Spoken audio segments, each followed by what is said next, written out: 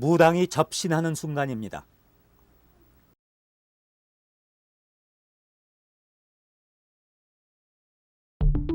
신내림은 한자로 빙의, 접신 등으로 표현되며 신내림 상태가 되면 신이 무당의 몸에 내려와 의식을 지배해 초월적 세계와 현실 세계를 연결해 준다는 말이 있습니다.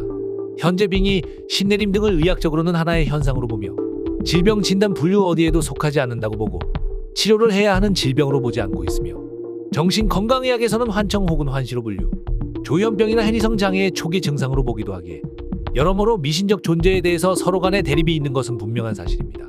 과연 정말 신내림을 받기 위한 과정은 어떻게 될지 우리 코리아맨과 풍신이가 여러분들을 위해, 그러니까 가끔 TV나 유튜브에서 봤던 그 어려웠던 세계 속으로 떠나봅니다. 신내림을 받게 된다면 생기는 특징 크게 4가지입니다. 첫째, 신병 증상입니다.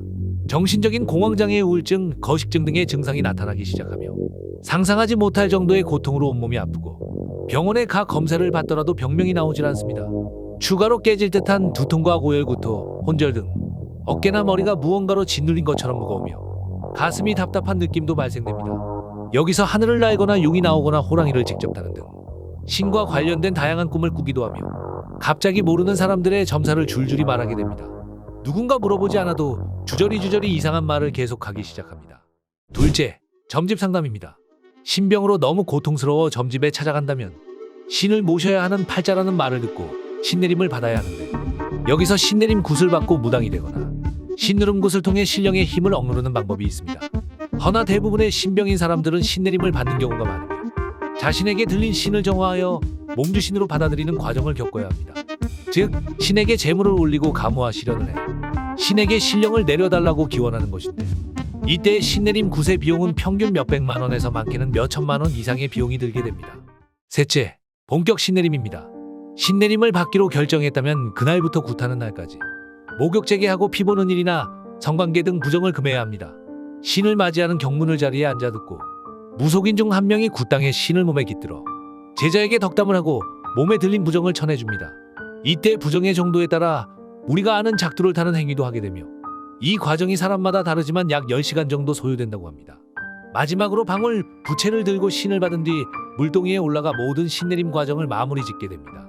신내림 굿은 최소 3일 정도 진행하는 것이 원칙이지만 최근엔 세속화되어 이런 과정이 꽤 간소화되었다고 합니다.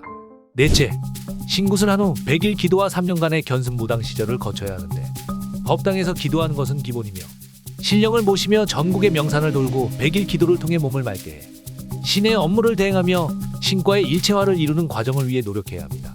이때 기도하는 시간은 밤 기도, 새벽 5시 아침 기도이며 기도하는 방법은 사방에 절을 한 뒤 가만히 앉거나 엎드려 명상하는 방식이며 부채나 오방새끼를 흔들고 징을 치기도 합니다.